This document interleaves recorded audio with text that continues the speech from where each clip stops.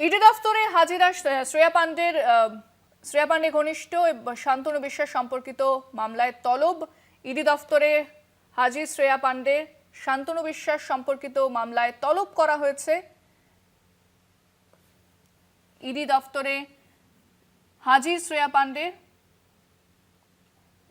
বিস্তারিত কথা বলবো। ফোনে রয়েছেন প্রতিনিধি শাকিল মুস্তাক। শাকিল, কি জানা যাচ্ছে এখনো পর্যন্ত? দেখো, বিশ্বজিৎ পোদ্দার ওরফে সোনা পাপ্পু সেই মামলায় ইডি দপ্তরে এসে পৌঁছালো তৃণমূল কংগ্রেস নেত্রী এবং মানিকতলা বিধানসভা কেন্দ্রের তৃণমূল কংগ্রেসের প্রার্থী শ্রেয়া পান্ডে। মূলত জমি দখল, বেআইনি নির্মাণ সহ একাধিক অভিযোগ তার বিরুদ্ধে।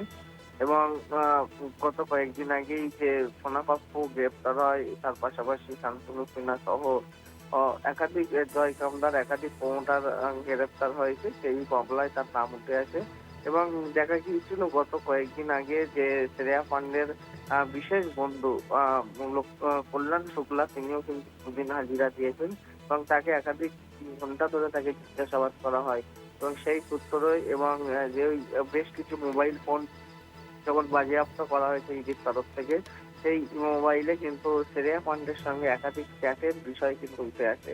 এই সূত্র ধরেই কিন্তু এই শ্রেয়া পান্ডেকে গতকাল তলব করা হয়েছিল যে মঙ্গলবার হাজিরা দেওয়ার জন্য। সেক্ষেত্রে একদিন আগেই কিন্তু আজ সোমবার তিনি হাজিরা দিয়েছেন। ইতিমধ্যে ইডি দপ্তরে সল্লেকের সিজিও কমপ্লেক্স তিনি আছেন, তার জিজ্ঞাসাবাদ প্রক্রিয়া শুরু করা হয়েছে, এমনটাই কিন্তু জানা যাচ্ছে।